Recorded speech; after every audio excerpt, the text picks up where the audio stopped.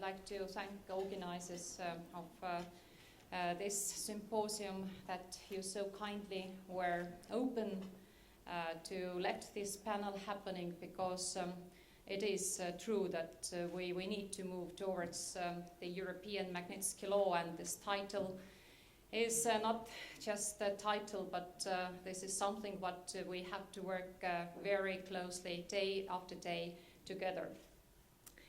I'm an optimist in this process, because when I started the legislative draft last year in the European Parliament in March, draft recommendation to the governments what Bill Browder was referring, I was not so convinced myself that in half a year European Parliament will be able to adopt this recommendation proposing the member states' governments to introduce the sanctions against those who were guilty in Sergei Magnitsky's death. But all these events, what happened in Russia since this Polotnaya Square demonstrations, Pussy Riot, then the changing the legislation and harassment, continuous harassment of constitution of Russia, harassment of civil rights of Russian citizens. It all together gave the basis and conviction for the members of European Parliament that we cannot be silent anymore, and then something must be done. So at the same time, we must be patient, because any kind of legislative piece in the EU takes quite a long time. It's amazing, sometimes even a simple directive or regulation would take 2.5 to 3 years of negotiations before it is finally adopted. Therefore, I keep going to be optimist that we simply must work and work and work towards this purpose. At the same time, of course, we must be very realistic and pragmatic as Europeans. We are not the United States, which is far away from Russia, doesn't have a border from Russia, and it's not that dependent of Russia as we Europeans are, for example, by gas. All import from Russia of natural gas is in the moment approximately 70% of the total European import, and we well know that the gas is sort of a weapon in the hands of Mr. Putin. When once he can just close this gas, and of course for European Union it's a big clear natural threat, because he has done so in the past. Also, we must see that Europe has a lot of trade. European Union is the first investor into the Russian market so far. Sometimes I also admire myself these business companies who are still investing to Russia after what happened to Yukos, what happened to Shell, what happened to Capital Hermitage and others. But I also have followed the tendency that since 2011, since the electoral violations started to take place of Duma elections, later on the presidential elections, and in the whole society the change is backward. Then we have seen that since 2011, approximately the investments from the EU have decreased almost 40%, which is a very clear signal also from the business community on what's happening in Russia. Speaking about EU-Russia bilateral relations, then clearly we need a partnership with Russia, because Russia is our neighbor. But day after day it's becoming more a big question mark if this partnership can be built up on the strategic partnership basis. Because what we need to create a strategic partnership is clearly to share the values, the principles of democracy, the rule of law, the freedom of assembly, the freedom of speech, respect of human rights, of course, respect of human dignity and equality and so on. But in reality, I will not repeat what we just heard from the two previous speakers, how much the current Putin regime is violating all kind of universal principles of human rights, how much it's violating its own constitution against its own citizens, and how much they are violating the rules of the Council of Europe, where Russia is a full member, or the OSCE.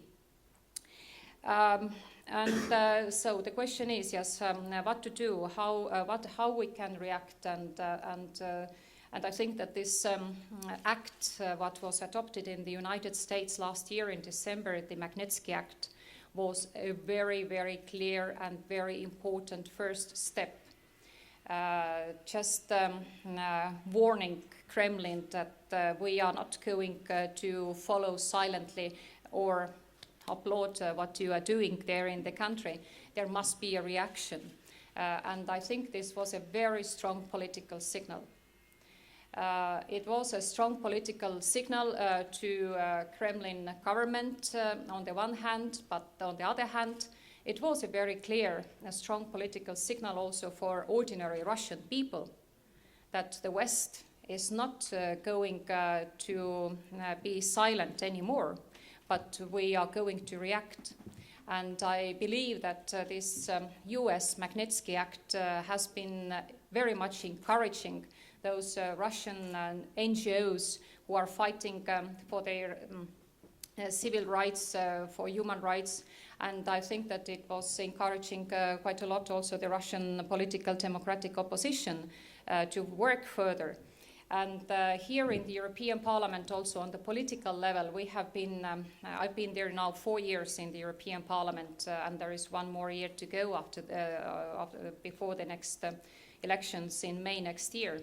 I can assure you that like last year we had, I sometimes say this was sort of Russia year in the European Parliament, because we had so many reactions on the political level. 7 resolutions were adopted within 1 year on the situation in Russia. And now we are going to do more this year. Some of these seminars were already, or the conferences were mentioned. Bill Browder will come tomorrow to the European Parliament, where the Human Rights Committee will have a special hearing on Magnitsky case, which is another step, a concrete step in the European Parliament. We are currently collecting the signatures of the members of the European Parliament in order to address the member states' governments, again reminding them that the European Parliament has adopted last year this recommendation, and we are looking forward that the European governments will take the action, will introduce this Magnitsky law. And there will be several other events in the beginning of June, what Mr. Kasyanov already referred, organized by my own political group in the European Parliament. And in this summer, either now in June or July, we are looking forward to adopt another resolution specifically on the political prisoners in Russia, because in the moment it seems to be one of the central political issues. And last but not least, I think that in general we should ask ourselves as a public, as just part of our societies in our countries, what our civil society can do more for Russian people who are fighting for their basic freedoms. Then there is one answer, and that is the proposal that the Helsinki Committee movement should be restored across the Western countries.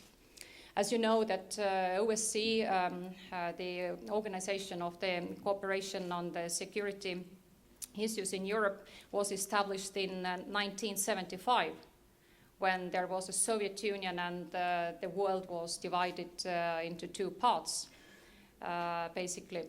And in parallel with this establishment, the organization, there was also created a very strong civil movement of NGOs in many Western countries who were morally supporting in that time people in the Soviet Union, the human rights fighters, people who fight it, for example, like in my country, in Estonia, and the other two Baltic countries who were fighting for restoration of independence of those countries. They couldn't do too much, but the moral support was extremely important in that time for people in the Soviet Union, because we knew that somebody is there in the free world who is supporting us, who is watching what this Soviet Union is doing, and there was a hope that one day things get better. So, but after the fall of Berlin Wall, the Helsinki movement calmed down, because in a way during these 90s we all had great hopes that Russia and then other countries of the ex-Soviet Union will develop towards democracies. But now, 20 years later, this is not unfortunately the case, not only with Russia, but also with many other countries. Look at Belarus, look at even Ukraine. Things are not good there at all, and in a number of other countries. So what we call now, myself and a number of colleagues in the European Parliament, and we have been already preparing this process to relaunching the Helsinki process over the last 3 years.